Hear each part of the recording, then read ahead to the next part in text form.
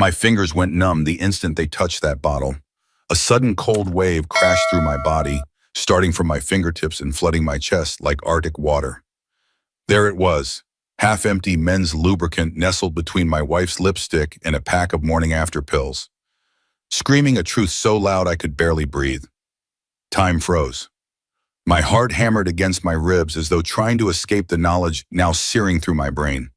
5 years of marriage, countless promises, all the nights I'd worked late to build our future. All of it crystallized into this single devastating moment of clarity. I didn't shatter the mirror or punch the wall like they do in movies. Instead, something deeper and more dangerous happened inside me. A steel door slammed shut. My hand didn't shake as I carefully placed the damning evidence back exactly where I found it. My face revealed nothing as I slowly zipped her designer bag closed. "Is everything okay up there?" Alice called from downstairs, her voice honey-sweet with practiced innocence. "Just looking for my charger," I answered, my tone perfectly normal, while my world imploded. That night, as she slept beside me, the same body that had been with another man just hours earlier, I made a silent vow that would change both our lives forever. She thought she was clever. She thought I was blind. But she had no idea what she had just awakened. As I tossed my keys onto the kitchen counter, I noticed my phone blinking its final warning before shutting down. My charger was packed in my gym bag in the trunk, and honestly, I was too damn tired to go back out to get it. Alice and I use the same type of charger, so I figured I'd borrow hers until morning. Our house was quiet. Alice had texted earlier saying she'd be working late again, the third time this week. Something about an insurance claim that needed urgent processing. I'd stopped asking for details months ago. The conversation always felt rehearsed anyway. I walked into our bedroom and spotted her handbag on the dresser. It was one of those oversized designer things that cost more than my first car. Alice had always been particular about her possessions, but she'd never minded me borrowing her charger before. I unzipped the main compartment and started rummaging through it. Wallet, makeup bag, a stack of business cards, her planner, but no charger. I checked the side pockets and finally found a small zipper compartment I hadn't noticed before. I pulled it open, expecting to find the charger. Instead, my fingers wrapped around a small plastic bottle. I pulled it out and stared at it for a long moment, my brain refusing to process what I was seeing. It was men's lubricant, expensive stuff based on the brand, and the bottle was half empty. Next to where it had been sitting was a small package of morning after pills, still sealed but clearly intended for use. I stood there, the bottle in my hand, suddenly feeling like it weighed 100 pounds. This wasn't something Alice would use with me. We hadn't been intimate in nearly 2 months, and even before that, we'd never used this particular brand. Besides, we'd been married for 5 years, and Alice had an IUD. We hadn't used morning after pills since college. My throat tightened as other memories surfaced. The late nights at work, the sudden business trips, the way she took her phone with her everywhere, even to the bathroom. How she'd changed her phone password recently without telling me why. "It's nothing," I told myself out loud. "There's got to be an explanation." But deep down I knew. I'd known for weeks, maybe months, but hadn't wanted to face it. Now, holding physical evidence, I couldn't hide from the truth anymore. I carefully placed the lubricant back exactly where I found it, zipped up the bag, and walked to the kitchen. I poured myself 3 fingers of whiskey and drank it in one go. Then I sat at our kitchen island, in the dark, and thought about what to do next. Most guys would confront their wives immediately, throw the evidence in their faces, and demand explanations through tears or rage. But that wasn't me. I'd always been the calculating type. It's what made me good at my job. When a problem comes up, you don't react emotionally. You assess, plan, and then execute. So that's what I did. I finished my whiskey, went to the garage, found my old charger, and plugged in my phone. Then I went to bed, pretending to be asleep when Alice came home around midnight, smelling of unfamiliar cologne and mint gum. The next morning, I woke up early and went for a run, something I hadn't done in months. As my feet pounded the pavement, my mind cleared. By the time I returned home, sweaty and breathless, I had a plan. Alice was in the kitchen making coffee when I walked in. She looked surprised to see me up so early on a Saturday. "You went running?" she asked, pouring a cup and sliding it toward me. "Yeah," I said, taking the coffee. "Thought I'd get back into it." "That's great," she replied, her smile not quite reaching her eyes. "I've got to head into the office for a few hours today. We're still dealing with that Thompson claim. Probably won't be back until dinner." I nodded, watching her over the rim of my mug. She was dressed nicely, too nicely for a Saturday at the office. Her makeup was perfect, her hair freshly styled. "No problem," I said casually. "I've got some errands to run anyway." She seemed relieved that I didn't question her plans. After she left, I showered, dressed, and then got to work. First stop, a small electronics store on the other side of town. I bought a GPS tracker, small enough to slip into her car, and a few mini cameras that could be hidden around our house. The sales guy gave me a knowing look as he rang me up. "Wife cheating?" he asked bluntly. I stared at him, surprised by his directness. He shrugged. "Sorry, man. You're not the first guy to come in here with that look on his face, buying this particular combination of items." "Is it that obvious?" I asked. "To someone who sees it every week?" "Yeah." He handed me the bag. "Word of advice, make sure you're ready for whatever you find out. Some guys think they want to know, but they're not prepared for the reality." I nodded, thanking him for the warning. But I already knew I needed answers, no matter how painful. When I got home, I installed the cameras in strategic locations, our bedroom, the living room, and the entryway. I wanted to see who might be coming into our house when I wasn't around. Then I drove to her office building and waited in the parking lot. After about an hour, I spotted her car, but it wasn't parked in the company lot. It was across the street at a small hotel. I felt my stomach drop, but I forced myself to remain calm. I took pictures of her car in the hotel parking lot, noting the time and date. Then I drove home and installed the tracking app on my phone, linking it to the device I'd placed in her car. Finally, I downloaded software that would allow me to see her text messages and call history. It felt invasive, and part of me hated doing it, but I needed evidence. Not just for myself, but for what I suspected would eventually become a legal battle. Over the next 2 weeks, I gathered information methodically.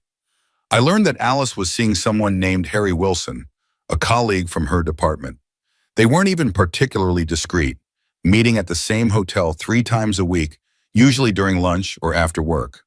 They exchanged dozens of messages daily, some of them explicit enough to turn my stomach. I discovered that their affair had been going on for at least 4 months. I found hotel receipts in her email, reservations made under his name. I even uncovered a secret email account where they'd been planning a weekend getaway to Cancun, scheduled for our anniversary. Each new piece of evidence was a knife in my chest, but I forced myself to document everything methodically. I saved screenshots, recorded videos, kept a detailed log of their meetings. All the while, I maintained a normal facade at home, discussing mundane things over dinner, watching TV together in silence, sleeping with my back to her. One night, about a week into my investigation, I nearly broke. Alice had gone to bed early, claiming she had a headache. I knew she'd spent her lunch hour with Harry at their usual hotel. I had the photos to prove it. As I sat alone in our kitchen, nursing a whiskey, the full weight of her betrayal crashed down on me. My hands shook as I scrolled through the evidence on my laptop. Dozens of intimate messages, hotel confirmations, photos of them together. In one particularly painful image, Alice was laughing as Harry whispered something in her ear, her expression more alive than I'd seen in months. I slammed the laptop shut and hurled my glass against the wall, watching it shatter into glittering shards. The sound was satisfying, a physical manifestation of my broken trust. I stood there, breathing heavily, staring at the amber liquid dripping down our pristine white wall. "Michael?" Alice's voice came from the stairs. "What was that noise?" I quickly composed myself. "Sorry," I called back, my voice surprisingly steady. "Knocked over a glass. Go back to sleep." I heard her hesitate, then retreat back upstairs. I cleaned up the mess methodically, picking up each shard of glass, wiping away every drop of whiskey. By the time I finished, my hands had stopped shaking. The momentary loss of control had passed, replaced by cold, calculated resolve. I wouldn't give her the satisfaction of seeing me break. I wouldn't confront her until I had everything in place. This would be done on my terms, not in a moment of emotional weakness. The next morning, Alice found me making breakfast as if nothing had happened. About last night, she began cautiously. Are you okay? I turned to her with a practiced smile. Of course, just clumsy. How's your headache? Better, she said, studying my face. You seem different lately. I raised an eyebrow. Different how? I don't know. Calmer, maybe? Less stressed about work? I shrugged. I've been trying to find better balance. Life's too short to be consumed by stress, don't you think? She nodded slowly. Yes, I suppose it is. Which reminds me, I said casually, I was thinking of taking a few days off next week. Maybe we could go somewhere? Reconnect a bit? The flash of panic in her eyes was brief but unmistakable. Next week? I don't think I can get away from the office right now. The Thompson claim is still... Right, the Thompson claim, I interrupted smoothly. The one you've been working on with Harry.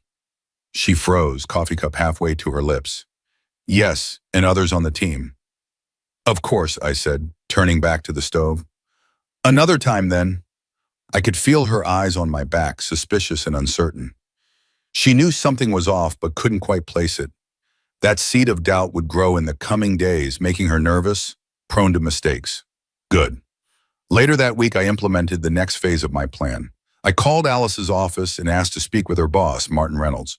Martin and I had met several times at company functions. He was a decent guy who seemed to genuinely value Alice's work. Michael, he greeted warmly, what can I do for you? Sorry to bother you at work, Martin, I said, feigning embarrassment. I was trying to reach Alice, but her cell goes straight to voicemail. We're supposed to meet for dinner with her parents tonight, and I need to confirm the reservation time. There was a pause on the line. Alice isn't in the office today, Martin said, confusion evident in his voice. She called in sick this morning, said she had a migraine. A migraine, I repeated, letting concern color my tone.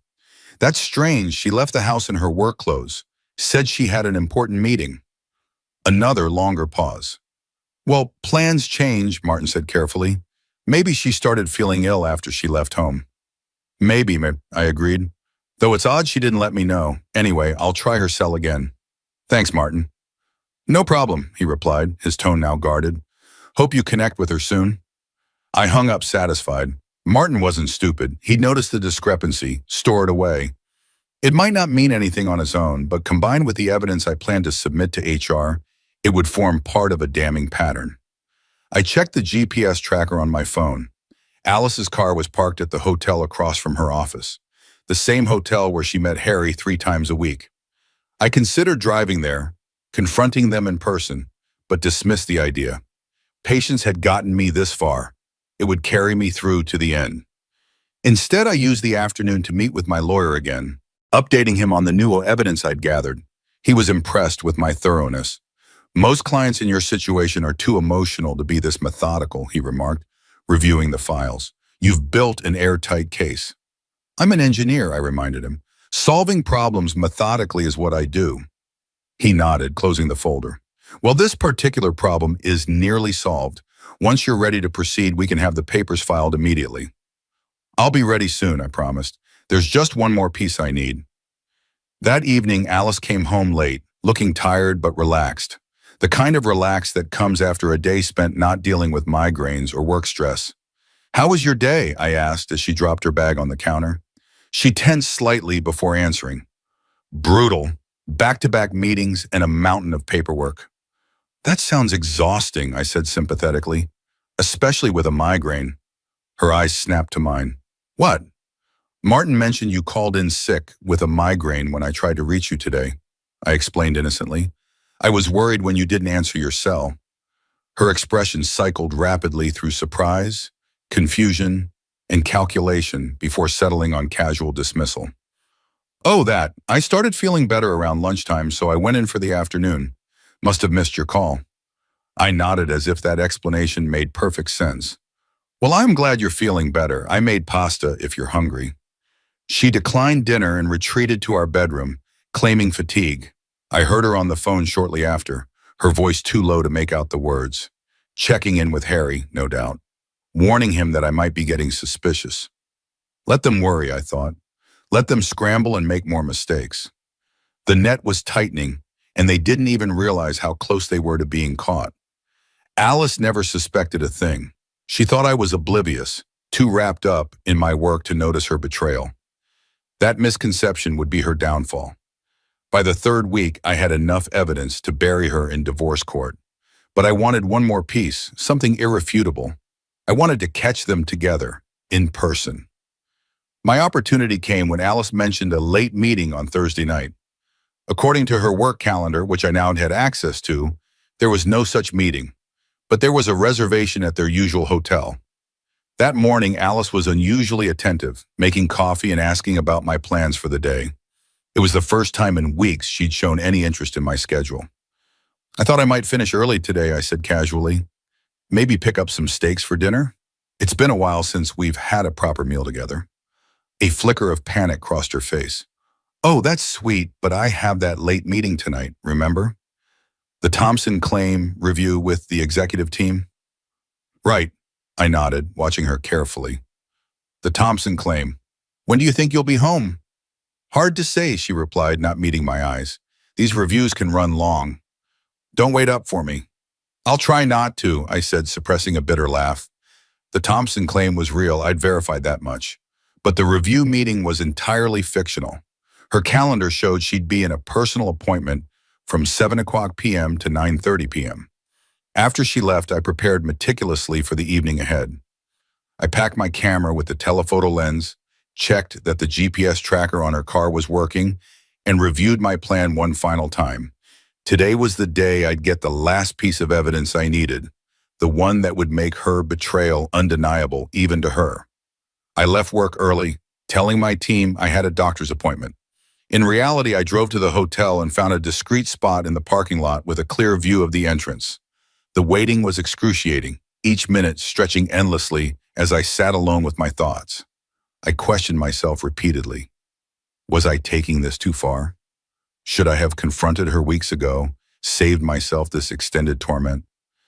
But every time doubt crept in, I reminded myself why I was doing this. This wasn't just about gathering evidence for a divorce. It was about taking back control of my life, about making sure Alice couldn't twist the narrative or paint herself as the victim. At 7:30 p.m., Alice's car pulled in. 5 minutes later, a black Audi followed, Harry's car. I recognized him from company photos I'd found online. Tall, dark-haired, with the smug look of someone who thought they were smarter than everyone else. I took dozens of photos as they walked into the hotel together. His hand rested on the small of her back, a casual intimacy that made my blood boil. They were laughing about something, completely at ease, not bothering to check if anyone was watching. Why would they? In their minds, they'd gotten away with it for months. They were untouchable. As they disappeared into the hotel, a wave of nausea hit me. The physical reality of their affair. My wife walking into a hotel with another man, eagerly, happily, was far more devastating than any text message or credit card statement. For a moment, I considered storming in after them, confronting them in whatever room they'd rented. I imagined the shock on their faces, the stammered excuses, the pathetic attempts to deny what was happening. But that would give them the upper hand. An emotional confrontation would only provide Alice with ammunition. She could paint me as unstable, jealous, maybe even dangerous. No, this had to be handled my way. Cold, calculated, devastating in its precision. So I waited in my car, the air conditioning fighting a losing battle against the Texas heat. I reviewed the photos I'd taken, each one clearer and more damning than the last. In one, Harry was whispering something in Alice's ear, making her laugh. In another, his hand had slipped lower on her back, approaching territory that should have been mine alone. 2 hours crawled by. I alternated between rage, despair, and a strange, detached numbness. I thought about our wedding day, how beautiful Alice had looked walking down the aisle. I remembered our honeymoon in Maui, the plans we'd made for the future, the children we'd talked about having someday. All of it now tainted, rendered hollow by her betrayal. At 9:45 p.m., they emerged from the hotel. I straightened up, camera ready. They lingered in the entrance, talking closely. Then Harry leaned in and kissed her. Not a quick peck, but a long, passionate kiss that made my stomach turn. I clicked the shutter repeatedly, capturing every second of their goodbye. They parted reluctantly, Harry walking Alice to her car. He said something that made her laugh, a genuine laugh I hadn't heard from her in months. That hurt more than anything else. I ducked down as Alice drove past my hiding spot, waiting until both cars had left the parking lot before starting my own engine. I had what I needed now. The final piece of evidence. Tomorrow would be the day of reckoning. I drove home before Alice, made myself dinner, and was watching TV when she walked in around 10 p.m. "Hey," she said, dropping her keys on the counter. "Sorry I'm late. The meeting ran longer than expected." I studied her carefully as she moved around the kitchen. Her hair was slightly disheveled, her lipstick freshly applied, trying to cover the evidence of her activities. I could smell unfamiliar cologne clinging to her clothes, and beneath that, something else, something intimate. "No problem," I replied, not looking away from the TV. "There's leftover pasta if you're hungry." "I already ate," she said quickly. "I'm just going to take a shower and head to bed. I'm exhausted." "I bet you are," I thought grimly. "Good night then." As she walked upstairs, I allowed myself a small, grim smile. Tomorrow would be the day everything changed. I woke up early the next morning and prepared a nice breakfast. Eggs, bacon, fresh coffee. Alice came down looking surprised but pleased. "What's the occasion?" she asked, sitting at the counter.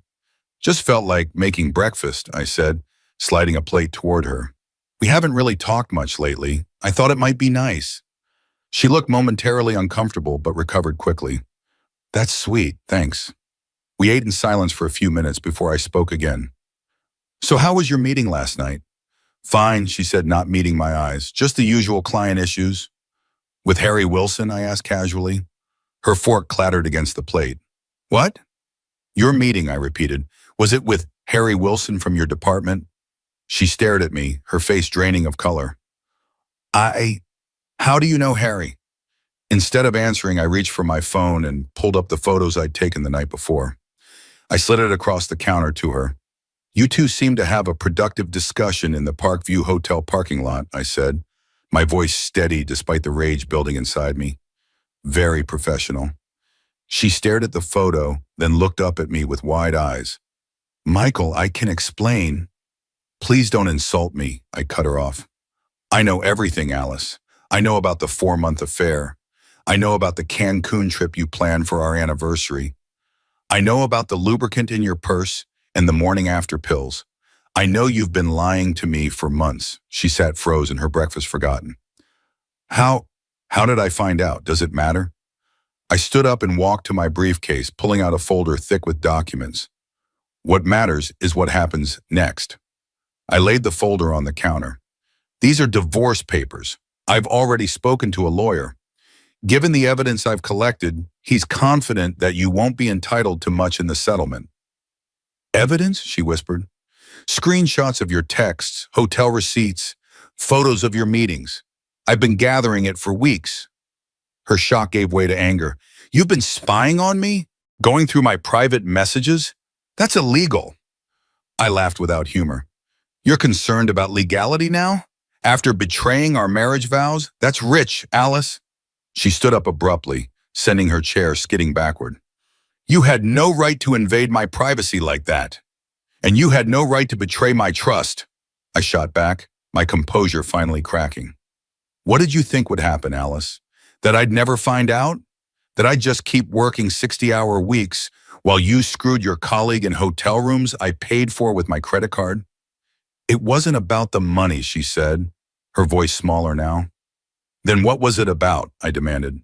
"Because from where I'm standing, it looks like you wanted the security of our marriage in the excitement of screwing around with Harry. You wanted everything, and you didn't care who got hurt." "It wasn't supposed to happen," she said, her voice breaking. "Harry and I, we connected in a way that—" "Spare me the details," I interrupted. "I don't care about your connection. I don't care why it happened. All I care about is that it's over. Our marriage, the lies, all of it. You can't just end things like this," she protested, tears welling in her eyes. "We need to talk about this. We could try counseling or there's nothing to talk about. You made your choice when you decided to sleep with him. Now I'm making mine. I pointed to the papers. You have until Monday to sign those and move out. Move out? She repeated incredulously. This is my house too. Actually, it's not, I said calmly. The mortgage is in my name. I owned it before we got married, remember? You insisted on keeping your condo as a rental property rather than selling it. Well, now you can move it back there. She stared at me, her expression shifting from shock to calculation. I could almost see her mind working, trying to find leverage. What about our joint accounts? She asked finally. Emptied, I replied. I transferred my portion to a new account yesterday. Your half is in a certified check in that folder. I've also removed you as a beneficiary from my life insurance and 401k. Her face hardened. You've thought of everything, haven't you? I learned from the best, I said coldly. You've been planning your exit for months. The secret email account, the separate credit card. Did you think I wouldn't notice eventually? She paced the kitchen, running her hands through her hair in frustration. This is insane. You're acting like I'm some kind of criminal. Aren't you? I asked quietly. You systematically deceived me. You lied to my face day after day. You betrayed every promise we made to each other. What would you call it? A mistake, she said, her voice trembling. A terrible mistake that I regret. You regret getting caught, I corrected her. If I hadn't found that lubricant, if I hadn't seen the evidence with my own eyes, you'd still be sleeping with him right now. She flinched, unable to deny it. People make mistakes, Michael. Marriages survive affairs all the time. Not this one, I said firmly, no after what you've done. So that's it? She asked, tears streaming down her face now. 5 years of marriage thrown away because of one mistake? One mistake? I repeated incredulously. Alice, you've been sleeping with him for 4 months. You planned a vacation with him on our anniversary. This wasn't a one-night stand or a momentary lapse in judgment. This was a deliberate, ongoing betrayal. She sank into a chair, her shoulders slumped in defeat. For a moment, I almost felt sorry for her. Almost. I never meant to hurt you, she whispered. But you did, I replied. And now we both have to live with the consequences. She looked up at me, her eyes red from crying. What will you tell people? Our friends, our families.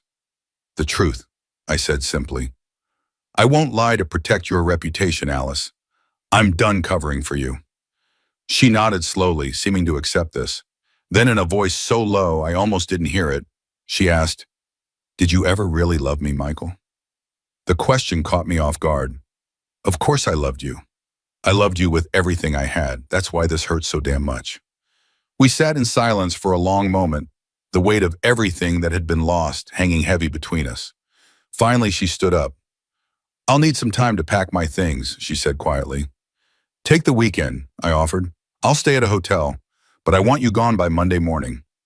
She nodded, then looked at me with a mixture of sadness and resignation. For what it's worth, I did love you too. Maybe not the way you deserved, but I did. It's not worth much now, I replied, gathering my keys and wallet. I'll be back on Monday. The papers will be waiting for your signature. I headed for the door, but her voice stopped me. Michael? I turned, one hand on the doorknob. I'm sorry, she said simply, truly sorry. I looked at her one last time, the woman I'd promised to love forever, now a stranger to me. Goodbye, Alice. I walked out without looking back, got into my car, and drove away from the house we'd shared, from the life we'd built together. As the miles passed beneath my tires, I felt the first stirrings of something unexpected. Not just anger or pain, but relief. The deception was over. The truth was out. Whatever came next, at least it would be real. I checked into a hotel near my office. Not the Park View, I couldn't stomach the thought of staying where they'd met, and spent the weekend in a strange limbo. I fielded calls from my lawyer, updated him on the situation, and prepared for the next phase of the divorce proceedings. I ignored Alice's texts and calls, each one more desperate than the last. On Sunday night, as I packed up to return home the next day, I received a call from an unexpected source, Martin Reynolds, Alice's boss. Michael, he said when I answered, I hope I'm not disturbing you. Not at all, I replied, curious about why he'd be calling me on a Sunday evening. What can I do for you, Martin? He cleared his throat uncomfortably.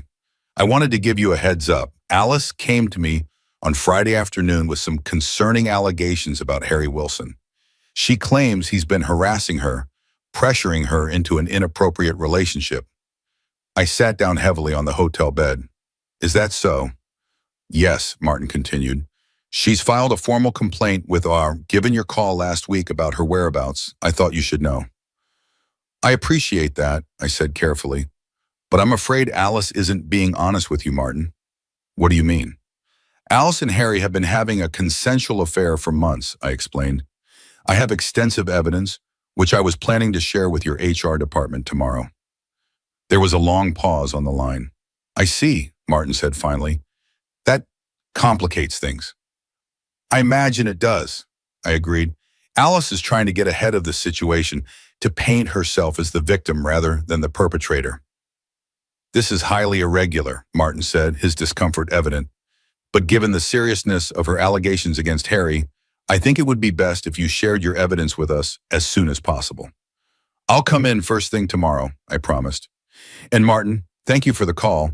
It seems Alice is willing to destroy Harry's career to save her own. After hanging up, I sat motionless for several minutes, digesting this new development.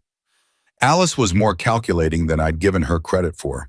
She was trying to frame Harry, to create a narrative where she was the victim of harassment rather than a willing participant in an affair. It was despicable, but also desperate, the actions of someone who knew they were cornered. I called my lawyer immediately, explaining the situation. He advised me to proceed with caution, but agreed that sharing the evidence with HR was the right move. Just make sure you're clear about your intentions, he warned. This isn't about revenge. It's about preventing a false accusation from ruining someone's career. The next morning, I returned home earlier than expected. I wanted to catch Alice before she left for work, to confront her about the false harassment claim. But the house was empty when I arrived. She had already left, taking most of her clothes and personal items with her. The divorce papers lay unsigned on the kitchen counter. I changed quickly and headed to her office, the folder of evidence in my briefcase. The HR director, Patricia, was waiting for me, along with Martin and the company's legal counsel. The atmosphere in the conference room was tense, to say the least. Thank you for coming in, Mr. Harper, Patricia began formally. I understand you have information relevant to allegations made by your wife against Harry Wilson. I do, I confirmed, opening my briefcase. But before I share it, I want to be clear about something. I'm not here out of vindictiveness or a desire to hurt Alice. I'm here because she's making false accusations that could destroy an innocent man's career. The lawyer raised an eyebrow. Innocent? You're claiming Mr. Wilson did not engage in inappropriate behavior with your wife. I'm claiming their relationship was entirely consensual, I clarified. Inappropriate for the workplace, certainly, and devastating to my marriage, but not harassment as Alice is alleging. I laid out the evidence methodically. The text messages, the hotel receipts, the photos. I explained how I discovered the affair and the steps I'd taken to document it. By the time I finished, the three professionals across from me looked stunned. This is comprehensive, Patricia said finally, and directly contradicts Mrs. Harper's statement. Alice is trying to save her job, I explained. She knows that having an affair with a subordinate violates company policy. She's attempting to flip the narrative, to make herself the victim rather than the rule breaker. The lawyer nodded slowly. We'll need to review all of this carefully, and we'll need to speak with Mr. Wilson again. Of course, I agreed, standing to leave. I provided copies of everything.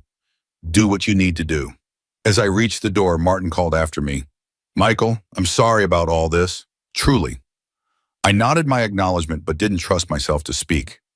The sympathy in his voice threatened to crack the composure I'd worked so hard to maintain. In the hallway outside, I nearly collided with Harry, who was heading toward the same conference room, looking confused and slightly worried. Our eyes met briefly, and I saw recognition dawn on his face, followed quickly by fear. I smiled politely and continued walking.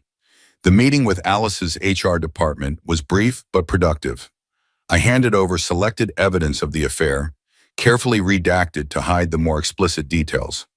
The HR director, a stern woman named Patricia, reviewed everything with a grimace. "This is a clear violation of our fraternization policy," she confirmed, "especially since Mr. Wilson reports directly to your wife. We'll be conducting a full investigation." "I appreciate your professionalism," I said, standing to leave. "I just thought you should be aware of the situation." "Mr. Harper," she called as I reached the door. "For what it's worth, I'm sorry this happened to you." I nodded my thanks and left, feeling a strange sense of closure. On my way out, I passed Harry in the hallway. He was heading toward the HR department, looking confused and slightly worried. Our eyes met briefly, and I saw a recognition dawn on his face, followed quickly by fear. I smiled politely and continued walking. By the end of the week, Alice had signed the divorce papers. Her lawyer had advised her that fighting would only drag out the inevitable and potentially damage her reputation further. She'd already been placed on administrative leave pending the HR investigation, and Harry had been transferred to another department. I received a text from her late Friday night. "I never meant to hurt you. I hope someday you can forgive me."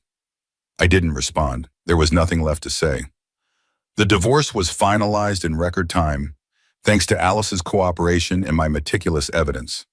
I kept the house and my assets. She kept her condo and her portion of our savings. It was as clean a break as possible under the circumstances. Word spread quickly among our friends. Most took my side, especially after learning the details. A few remained neutral, unwilling to choose between us. Only one, Alice's college roommate, accused me of being vindictive and ruthless. I didn't bother defending myself. People would believe what they wanted to believe. 2 months after the confrontation, I ran into Harry at a gas station. He looked terrible, unshaven, tired, his clothes wrinkled. He approached me cautiously. "Michael," he said, his voice hoarse, "can we talk?" I considered ignoring him but decided to hear what he had to say. "Make it quick." "I wanted to apologize," he said, looking at the ground. What I did, it was wrong. I've lost my promotion, my reputation, and for what? She left me too, you know." "I'm not surprised," I replied, unsympathetic. "Alice always had a talent for self-preservation." He nodded miserably. "She said it was too complicated now, that we'd made too many mistakes. She's moved to Dallas, took a job with a different company." I hadn't known that, but I didn't let my surprise show. "Is that all?" "No," he said, meeting my eyes finally. "I wanted to ask, how did you find out? We thought we were being so careful." I almost laughed at the irony. "She kept the lubricant in her purse. I found it when I was looking for a phone charger." His face fell. "Something so small." "It's always the details," I agreed. "You can plan the perfect crime, but it's the fingerprint on the doorknob that gets you caught." He extended his hand. "I really am sorry." I looked at his hand but didn't take it. "Save your apologies for someone who cares, Harry. I'm not interested in making you feel better about what you did." I walked away, got into my car, and drove off without looking back. His apology meant nothing to me. Neither did Alice's regrets. They'd made their choices. Now they were living with the consequences. As I drove home, my phone rang. It was Patricia from HR. "Mr. Harper," she said when I answered, "I wanted to update you on the situation with your wife and Mr. Wilson." "Ex-wife," I corrected automatically. "The divorce was finalized last week." "Of course I apologize," she said smoothly. "Well, I thought you should know that following our investigation, both Alice and Harry have been terminated for violating company policy. Furthermore, we've discovered that Alice falsified expense reports to cover some of their meetings." This was news to me. "Falsified reports?" "Yes," Patricia confirmed. "She claimed business lunches and dinners that were actually rendezvous with Mr. Wilson. The company will be pursuing reimbursement." I absorbed this information silently. Even now, Alice was finding new ways to disappoint me. Additionally, Patricia continued, Harry has admitted to using company time for their affair and will also face financial penalties. "I just wanted you to know that we took this matter very seriously." "I appreciate that," I said, "and I appreciate your professionalism throughout this process." After hanging up, I felt a strange sense of closure. Alice and Harry had both lost their jobs, their reputations, and each other. It wasn't revenge I'd sought, but justice had been served nonetheless. That evening, I received a text from an unknown number. "It's Alice.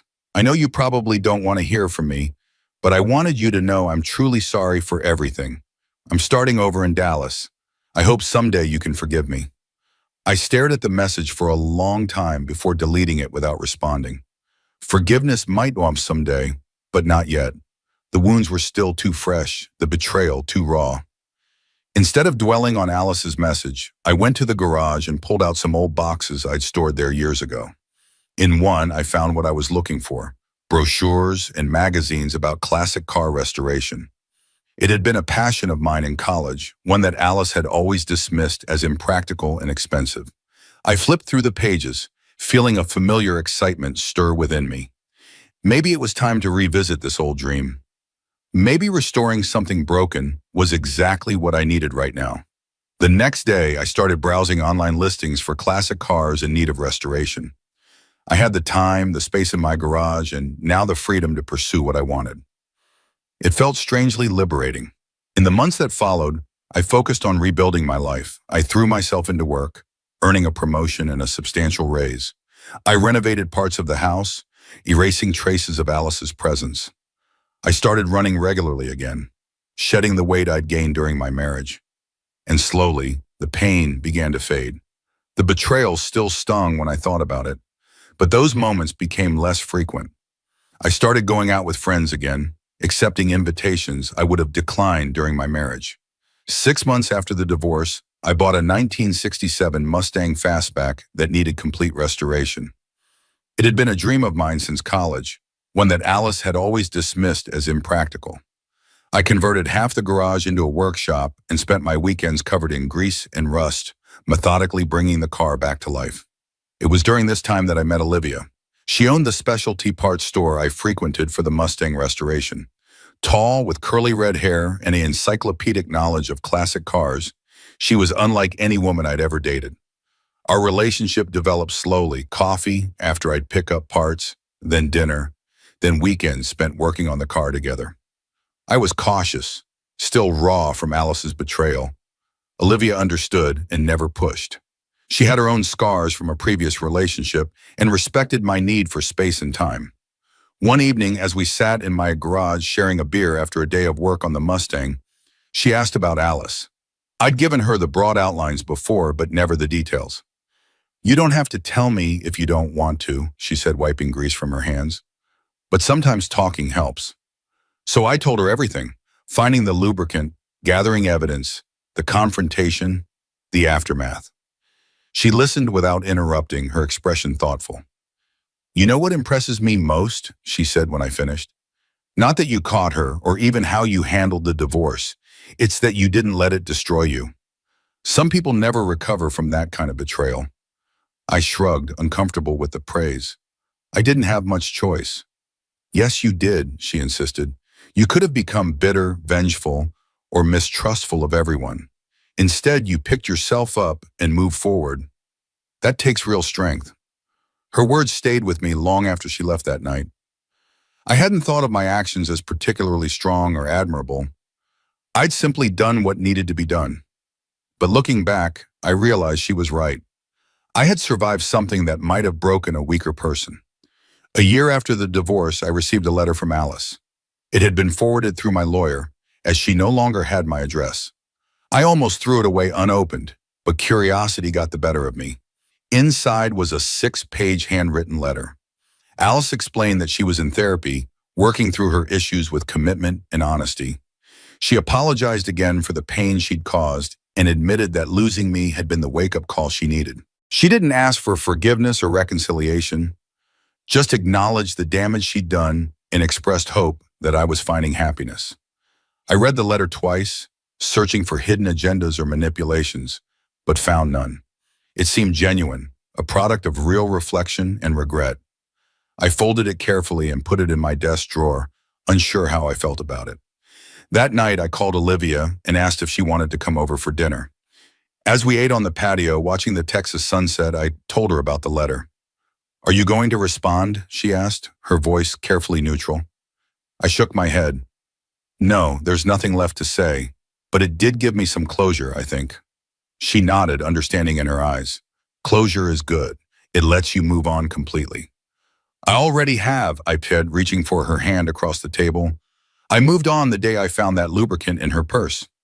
Olivia smiled, squeezing my fingers. Then you're a stronger person than most. Later that night, watching Olivia sleep peacefully beside me, I realized how completely my life had transformed. The woman who'd broken my trust was now just a fading memory, while this vibrant, honest person beside me represented everything I'd been missing. The next morning, I took Alice's letter out of my desk and fed it into the shredder without a second thought. Then I went to the garage where Olivia was already tinkering with the Mustang's engine, her hair tied back, completely absorbed in her work. Ready to get this old girl running? She asked, looking up with a smile that warmed me from the inside out. Absolutely, I replied, rolling up my sleeves. Let's bring her back to life. And as we worked side by side, I realized something important. Finding that lubricant hadn't just exposed a betrayal, it had freed me from a relationship that was never truly honest. Sometimes destruction is necessary for rebirth. Sometimes endings are really beginnings in disguise. I thought about the title of this story, how I found men's lubricant in my wife's bag and didn't make a fuss, but secretly replaced it with something else. The truth is, I didn't replace the lubricant with anything. I replaced the life I thought I wanted with one I actually deserved, and that has made all the difference. 2 years after the divorce, I received an unexpected email from Patricia, the HR director at Alice's former company. We'd kept in occasional contact, professional courtesy more than friendship. Her message was brief but illuminating. Thought you might find this interesting. Harry Wilson was fired yesterday for inappropriate conduct with another married employee. Some people never learn. Hope you're well. I stared at the screen, feeling a complex mix of emotions. Part of me felt vindicated. Harry hadn't changed, despite his tearful apology at the gas station. Another part felt sad for the new victim and her unsuspecting spouse. But mostly I felt profoundly grateful that I'd escaped that cycle of betrayal and deceit. I forwarded the email to my lawyer with a simple note, karma. He responded with a thumbs up emoji. That evening, as Olivia and I worked on the final touches of the Mustang's restoration, I told her about Harry. Not surprising, she said, adjusting the carburetor. People like that rarely change their patterns. Do you think Alice knows? I asked, surprised that I even cared. Olivia shrugged. Probably. Bad news travels fast in professional circles. I nodded, focusing on polishing the dashboard. We worked in comfortable silence for a while before Olivia spoke again. You know, tomorrow's the big classic car show in San Antonio. We could enter the Mustang if you think she's ready. The car was gorgeous, restored to its original glory, with gleaming red paint and an engine that purred like a satisfied cat. It had been a labor of love for both of us, consuming countless weekends and evenings. She's ready, I confirmed, but are you ready to share her with the world? Olivia laughed. I didn't spend 18 months rebuilding this beauty just to hide her in your garage. The next day we drove the Mustang to San Antonio, turning heads all along the highway. The car show was packed with enthusiasts and collectors, all admiring the rows of meticulously restored classics. Our Mustang attracted considerable attention. A crowd gathered around it almost immediately, asking questions about the restoration process and admiring the craftsmanship. Olivia fielded most of the technical inquiries, her expertise evident in every detailed explanation. Late in the afternoon, as the judges made their final rounds, I spotted a familiar figure across the exhibition hall. Alice was walking arm in arm with an older man examining a vintage Corvette. She looked different. Her hair was shorter, her style more conservative. The man beside her was distinguished looking, with silver hair and an expensive watch that caught the light as he gestured toward the car. I froze, unsure whether to acknowledge her or pretend I hadn't seen her. Before I could decide, she looked up and our eyes met. Recognition flashed across her face, followed by uncertainty. After a moment's hesitation, she whispered something to her companion and made her way through the crowd toward me. Michael, she said when she reached me, her voice careful. I didn't expect to see you here. Likewise, I replied, keeping my tone neutral. I didn't know you were interested in classic cars. She glanced toward the silver-haired man who was still examining the Corvette. I'm not, really. Robert is the enthusiast. I'm just along for the ride. She paused, seemingly gathering courage. You look well. I am well, I confirmed. Very well, actually. An awkward silence stretched between us. Finally, she gestured toward the Mustang.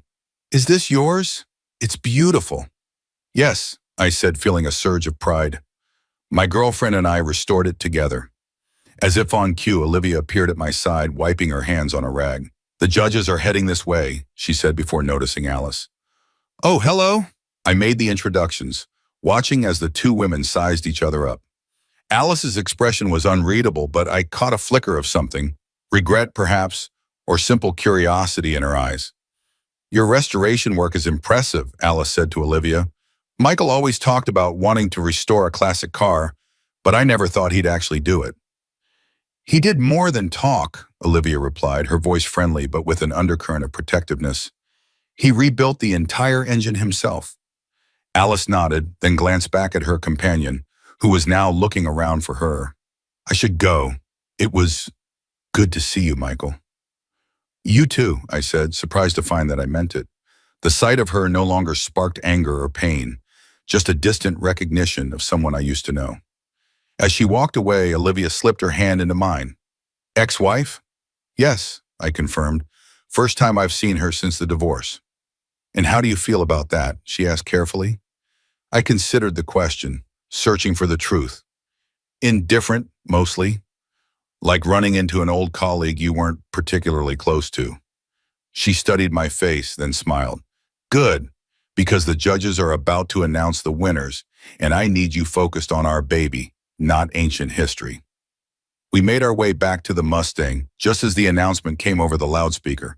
First place in the American muscle car category goes to the 1967 Mustang Fastback, owned by Michael Harper and Olivia Bennett.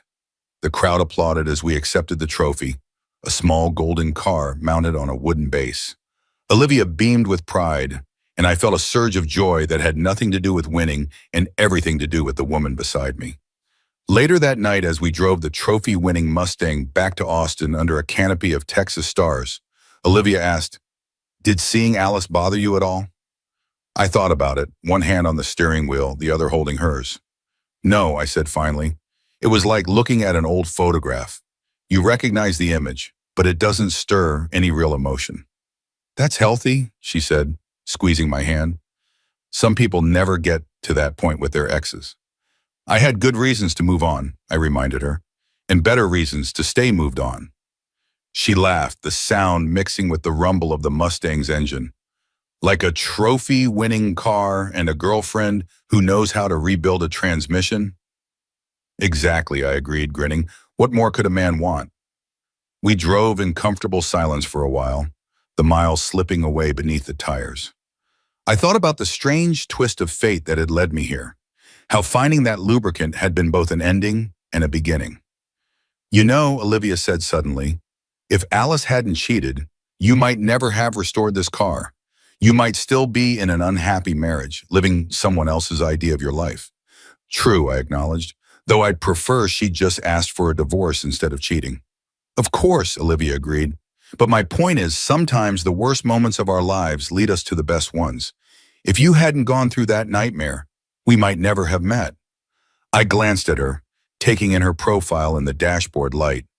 The determined chin, the intelligent eyes, the slight smile that always seemed to hint at private amusement. She was right. If Alice hadn't betrayed me, I wouldn't be here now, driving a trophy-winning Mustang with a woman who understood and appreciated me in ways Alice never had. In that case, I said, I should probably send her a thank you note. Olivia laughed again. Maybe not, but you can thank the lubricant. I joined in her laughter, the last traces of bitterness finally dissolving. To Lubricant, I said, raising an imaginary toast. The unexpected catalyst for a better life. To Lubricant, she echoed, her eyes sparkling with mischief. May it always reveal the truth and set you free. We roared down the highway, leaving the past behind us. Two people who had found each other because of betrayal, but stayed together because of choice. The future stretched before us like the open road, full of possibilities neither of us could have imagined 2 years earlier. And as for Alice, I genuinely hoped she'd found whatever she was looking for. Everyone deserves a second chance at happiness, even those who threw away their first chance carelessly. But more than that, I hope she'd learned what I had. That true strength comes not from avoiding pain, but from facing it head on and emerging on the other side, scarred but stronger. Because in the end, it's not the betrayals that define us, but how we respond to them. I looked at Olivia again, her hand still in mine, and felt a profound sense of gratitude for the journey that had brought me here. Every painful step of it. Sometimes the things we think will destroy us are actually setting us free.